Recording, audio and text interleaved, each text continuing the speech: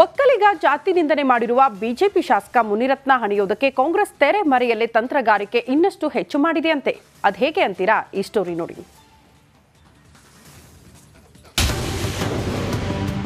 ಶಾಸಕ ಮುನಿರತ್ನ ವಿರುದ್ಧ ಕೈ ಜಾತಿ ಅಸ್ತ್ರ. ಕಾಂಗ್ರೆಸ್ ಒಕ್ಕಲಿಗ ನಾಯಕರ ಮಹತ್ವದ ಸಭೆ. ಗುತ್ತಿಗೆದಾರ ಚೆಲುವರಾಜು ನಿಂದನೆ ಪ್ರಕರಣದಲ್ಲಿ ಜೈಲು ಸೇರಿದ್ದ ಆರ್ಆರ್ ನಗರ ಶಾಸಕ ಮುನಿರತ್ನ ವಿರುದ್ಧ ಕಾಂಗ್ರೆಸ್ ಜಾತಿ ಅಸ್ತ್ರ ಪ್ರಯೋಗ ಮಾಡಲು ಮುಂದಾಗಿದೆ. ಡಿಕೆ ಬ್ರದರ್ ಸೂಚನೆ ಬೆನ್ನಲ್ಲೇ ಕಾಂಗ್ರೆಸ್ ಒಕ್ಕಲಿಗ ನಾಯಕರು ತಡರಾತ್ರಿ ಮಹತ್ವದ ಸಭೆ ಮಾಡಿದ್ದಾರೆ. ನಿನ್ನೆ ತಡರಾತ್ರಿ ಬೆಂಗಳೂರಿನ ಖಾಸಗಿ ಹೋಟೆಲ್ನಲ್ಲಿ ಸಚಿವ ಚಲುವರಾಯಸ್ವಾಮಿ, ಕೃಷ್ಣ ಭೈರೇಗೌಡ ನೇತೃತ್ವದಲ್ಲಿ ಸಭೆಯಾಗಿದ್ದು, ಸಚಿವರಾದ ಕೆ ವೆಂಕಟೇಶ್, ಎಂಸಿ ಸುಧಾಕರ್, ಹಿರಿಯ ನಾಯಕ ಟಿಬಿ ಜಯಚಂದ್ರ, ಶರತ್ ಬಚ್ಚೇಗೌಡ, ಶಿವಲಿಂಗೇಗೌಡ, ಹರೀಶ್ ಗೌಡ, ಮಾಗಡಿ ಶಾಸಕ Balakrishna, Subbareddy, KY Nanjegowda, MLC Anil Kumar, BJP ಶಾಸಕ ಎಸ್ಟಿ ಸೋಮಶೇಖರ್ ಸೇರಿದಂತೆ ಪ್ರಮುಖ ನಾಯಕರು ಸಭೆಯಲ್ಲಿ ಭಾಗಿಯಾಗಿದ್ದರು.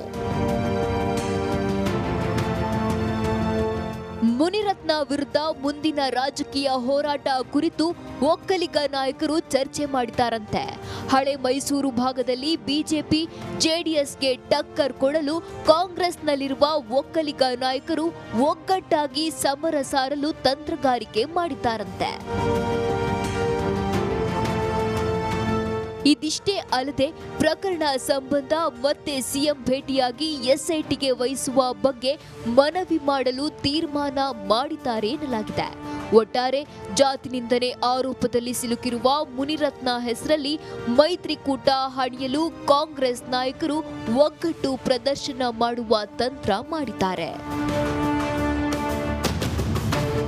Bureau report, Republic Kannada.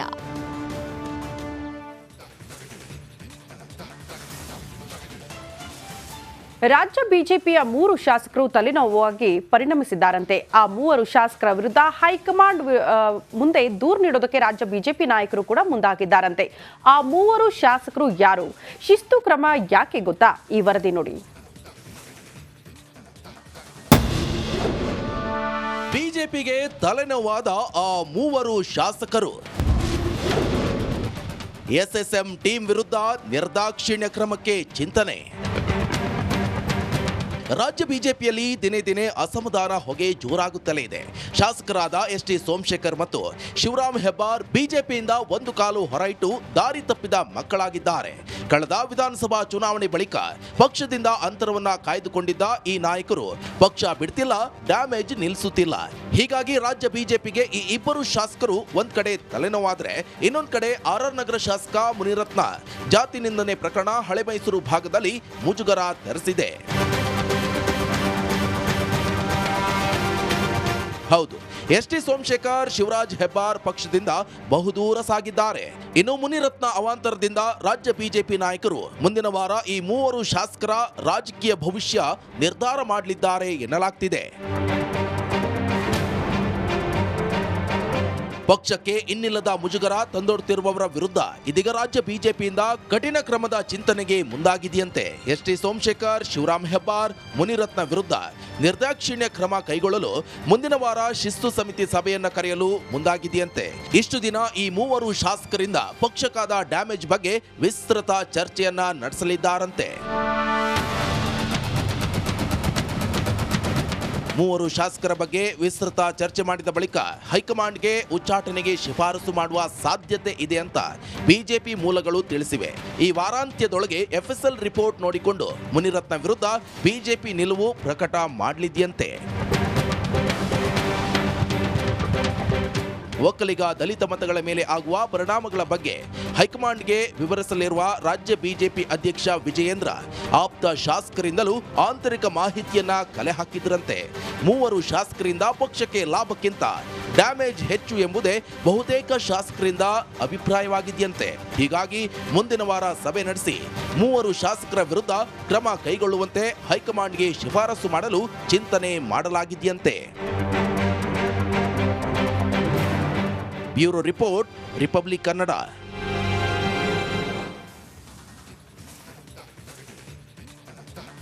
ಚಿನ್ನಾಭರಣ, ಬೈಕ್, ಮೊಬೈಲ್ ಕಳ್ಳತನ ಆಗೋದನ್ನ ದಿನನಿತ್ಯ ನೀವು ಕೇಳೇ ಇರ್ತೀರಾ. ಆದರೆ ಆ ಅವಳಿ ನಗರದಲ್ಲಿ ಜೀವಂತ ಪ್ರಾಣಿಗಳನ್ನ ಕದಿತಿದ್ದಾರಂತೆ.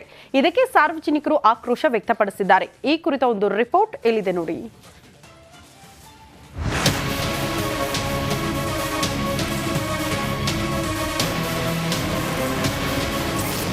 ರಾತ್ರೋರಾತ್ರಿ ಬೀಡಾಡಿ ದನಗಳ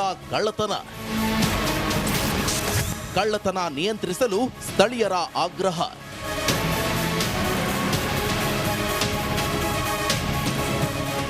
ಇತ್ತೀಚೆಗೆ ಗದಗ ಬೆಟಗೆರೆ ಅವಳಿ ನಗರದಲ್ಲಿ ಗೋವುಗಳ ಕಳ್ಳತನ ಹೆಚ್ಚಾಗಿದೆ. ನಿನ್ನೆ ಬೆಟಗೆರೆಯ ಟರ್ನಲ್ ಪೇಟೆಯಲ್ಲಿ ಮುಂಜಾನೆ ಗೋವು ಕಳ್ಳತನಕ್ಕೆ ಖತರ್ನಾಕ್ ಗ್ಯಾಂಗ್ ಒಂದು ಯತ್ನಿಸಿದೆ.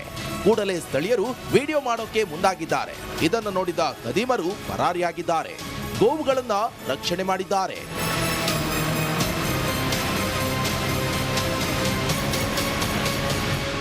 ಕೆಲ ದಿನಗಳ ಹಿಂದೆ ವೃದ್ಧರೊಬ್ಬರ ಮೇಲೆ ಗೋವೊಂದು ದಾಳಿ ಮಾಡಿ ಅವರ ಸಾವಿಗೆ ಕಾರಣವಾಗಿತ್ತು. ರಸ್ತೆಯಲ್ಲಿ ನಡೆದುಕೊಂಡು ಹೋಗ್ತಿದ್ದ ವಿದ್ಯಾರ್ಥಿಗಳ ಮೇಲೂ ಬೀಡಾಡಿ ದನ ದಾಳಿ ನಡೆಸಿತ್ತು. ಹೀಗಾಗಿ ದನಗಳನ್ನ ಸ್ಥಳಾಂತರ ಮಾಡಲು ಸಾರ್ವಜನಿಕರು ಒತ್ತಾಯಿಸಿದ್ರು.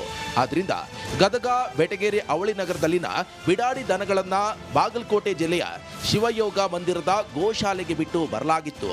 ಅಲ್ಲಿ ಗೋಶಾಲೆ ಭರ್ತಿಯಾಗಿದ್ದು ಉಳಿದ ದನಗಳನ್ನ ಸ್ಥಳಾಂತರಿಸೋದು ನಗರಸಭೆಗೆ ದೊಡ್ಡ ಸವಾಲಾಗಿದೆ. ಇದನ್ನೇ ಬಂಡವಾಳ ಮಾಡಿಕೊಂಡ ಖದೀಮರು ದನಗಳ ಕಳ್ಳತನಕ್ಕೆ ಮುಂದಾಗಿದ್ದಾರೆ.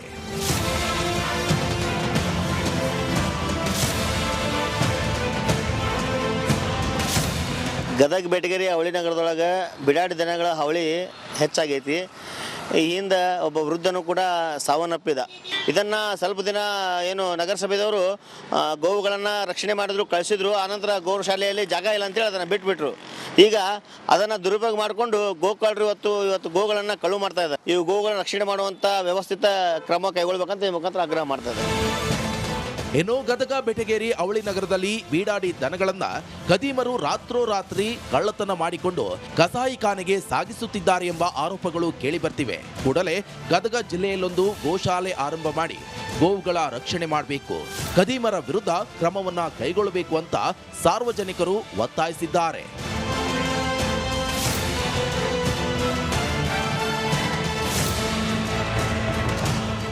ಮಂಜು ಪತ್ತಾರ, ರಿಪಬ್ಲಿಕ್ ಕನ್ನಡ, ಗದಗ.